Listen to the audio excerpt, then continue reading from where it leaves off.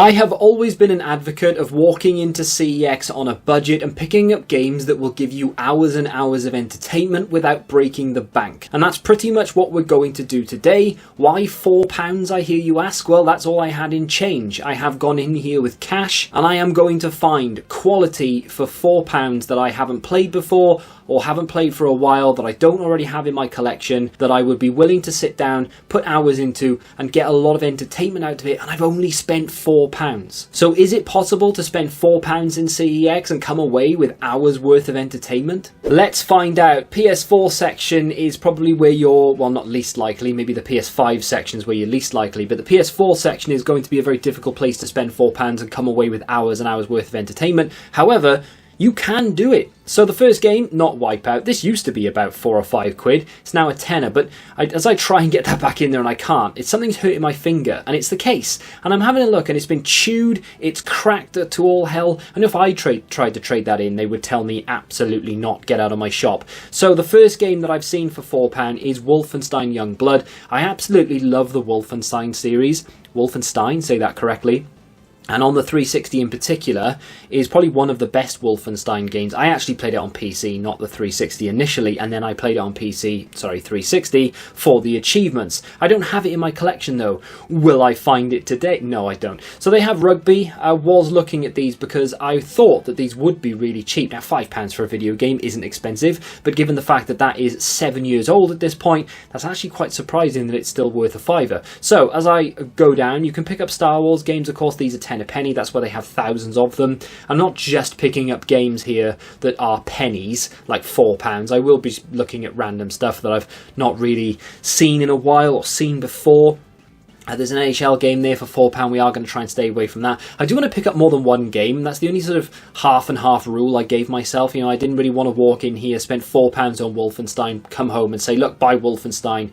It's going to give you hours of entertainment. But I did want to try and find some things that maybe, you know, you haven't really considered, or you see a lot and you think, oh, I'm not going to buy that. I can't be bothered. You don't have to buy the new releases. I know a lot of people will just go out and buy new release on new release, but I don't think it's sustainable. And there are thousands of games out there that will give you hours and hours worth of entertainment that are pounds, you know, like £3, £2. There is a pound game section essentially on the 360 where you'll find an awful lot of quality that you maybe have played before, but go back and visit them again. And that's where we come to the first pickup. So I didn't actually find anything in the PS4 section that I was interested in. There were plenty of games there that were £3, £4 and £5 if you wanted to go that little bit more. So I am building an Xbox 360 collection right now, and specifically I am looking for promotional copies to build out that side of it.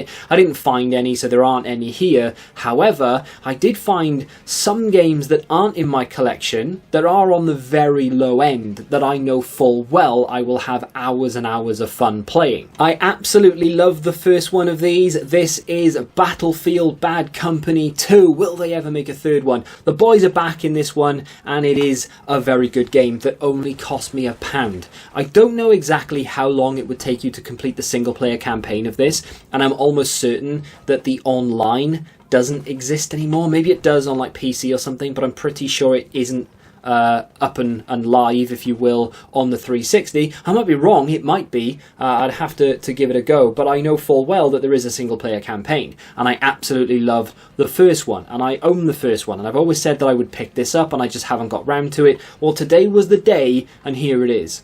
Let's dive back in with Hell Let Loose. This is £18 on the Xbox Series X. It is considerably more on the PS5, but it is available on Game Pass, and I know a lot of people who will own an Xbox will have Game Pass, so there's probably not an awful lot of reason for most people to collect Xbox One games. There's another Battlefield game that is, I mean, I played it, right, and I didn't really play the single player. I played online, and I just couldn't get to grips with it for whatever reason.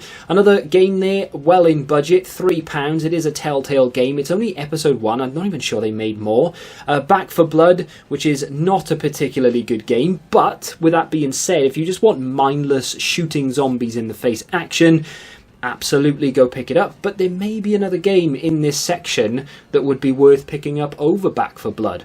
Who knows? We'll have to wait and see till we get there. the camera work here is dodgy. I was being pushed along by another customer. I don't know what his problem was, but he really wanted me to get to the end of this Xbox section for some reason. Why he couldn't go round me, I don't know. But as I'm progressing, I am seeing a fair few games, but the one thing I'm noticing is that there aren't too many on the low end anymore. There used to be an awful lot, like Sunset Overdrive and that type of thing, that were like £1, £2. This is Shadow of Mordor, which is a really good game that I have on the PS4, so I didn't see the point in buying it on the Xbox just yet. This was interesting. I can't see the name of it for the life of me, but I really like the look of it, but it was just outside of the budget at £6, and I'm still trying to save the credit for my Series X, so I can't actually play it right now, so we move. We have Tony Hawk's Pro Skater 5, not interested in that, outside of the budget. UFC 4 is, UFC 2, not 4. There was chocolate on the 3, it looked like an 8. If you know, you know. So, that was £4, and it's double that on the PS4, so you could definitely get some bargains on the Xbox. And that other game there was World War Z. Now, I already have that on the PS4, so again, not worth picking up, but that is a much better game than Back 4 Blood. Back 4 Blood literally just tries to fill the gap between Left 4 Dead 2 and the absent Left 4 Dead 3, and it doesn't do a particularly good job. Now, a lot of people will rib on Back 4 Blood as being a terrible game. I don't think it's that bad. It's just not as good as something like Left 4 Dead. World War Z, on the other hand, did have a bit of fun messing around with that, and I did enjoy that more than I did Back 4 Blood, so make of that what you will. But the one thing that I've noticed more, and even though I am saving the credit in my series where I build a free game collection to get a Series X using CEX vouchers, and I'm sticking to that, and I absolutely want to do that because I do want a physical Xbox One collection for reasons I will explain in that series. I am noticing though that there are less and less like really low games on the Xbox One, whereas there used to be a plethora of them. Like I've mentioned in that clip there, Sunset Overdrive was really cheap at like £1. Even that's creeping up, and there are other games that were down there like £1 or £2, £3 that are now 5, 6 and 7. I did say I was going to stay away from sports games, and I've tried my best, but most of the games I wanted were something in 50 pence, so like £1.50, £2.50, and I'd already picked up Battlefield Bad Company at that point. So had I picked up like a £2.50 game, I would have only walked away with 2 games. I had 50 pence left over, and there were 2 other games on the 360 that I actually wanted that kind of fit the budget. Pure football. This game is not particularly very good whatsoever. It does have Steven Gerrard on the front, and that's what drew me to it when I initially played it when it first came out.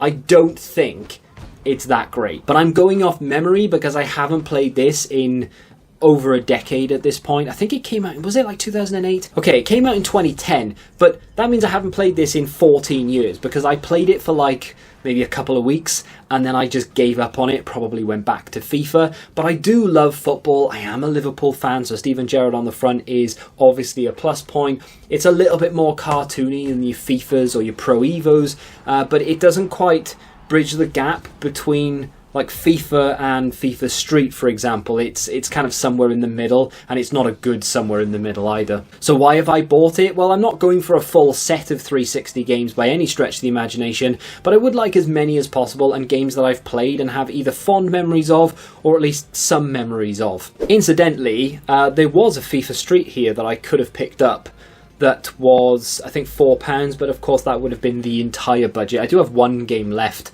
that I don't own. I don't actually own the first one of the game that I've picked up, and I've picked up the second one because I wouldn't say I'm stupid, it just didn't fit the budget. Def Jam Icon is a game that I actually quite like, but £3.50 would have meant that would have been the only game I could have picked up, unless I was happy to pick up a Pro Evo, for example. Avatar at £3 with a random case.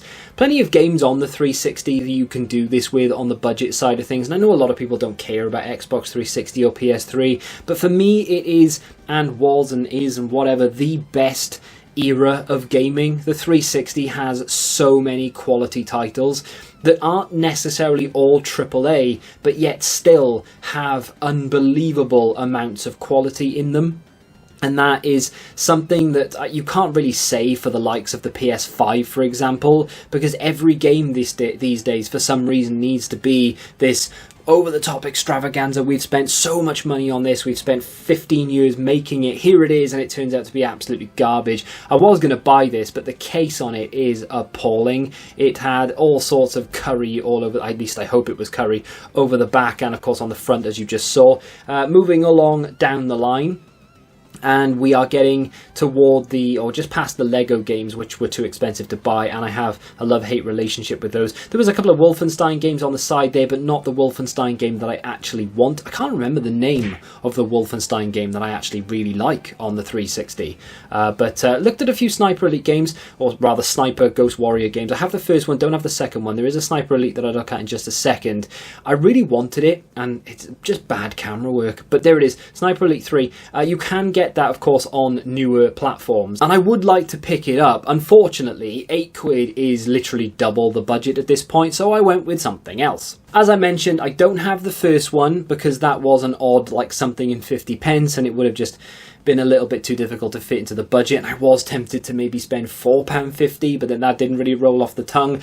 I went with Dragon Age 2. This is a bit of a banger, not gonna lie. To be fair, it's probably the weaker of the Dragon Age games, but with that being said, I do need them all, so you might as well start somewhere, and starting with Dragon Age 2, it's not a terrible place to start. I would have gone for the first one, like I mentioned, but it was just a little bit odd, so I couldn't really fit it in, but it's now something that I need to go after, because you can't start something and not finish it. So I am now looking for the Dragon Age games, and I thought it was a little bit boring to pick up Dragon Age 1 and 2 and then be left with like an odd 50 pence and then not buy anything else, so that's why I tried to mix it up a little bit here. But that right there cost me £4, and it's a little bit of everything really, and I wasn't necessarily looking to be as diverse as I have been, but it's a sports game for a bit of casual play that I could pump a couple of hours into no problem, and for £1 it's absolutely worth that. And then of course you've got that first person shooter run and gun, and it's got a very decent story to it, but again, another £1. It's just unbelievably good value. And then if I want something even different again, we have Dragon Age 2. Don't want to play this before I go back and play the first one. However, for £2, the hours and hours and hours that this will give me is outrageous. For £4 spent, I have, I mean, a few weeks worth of entertainment there, I would imagine. Not the question I thought I'd be asking you guys at the end of this video, because it's not budget related at all. However, when you have a game like Dragon Age or Dragon Age 2, and then you have the first one and you have Origins, would you then buy Inquisition on the 360 as well to complete the set, or would you go for it on the generation above on the Xbox One?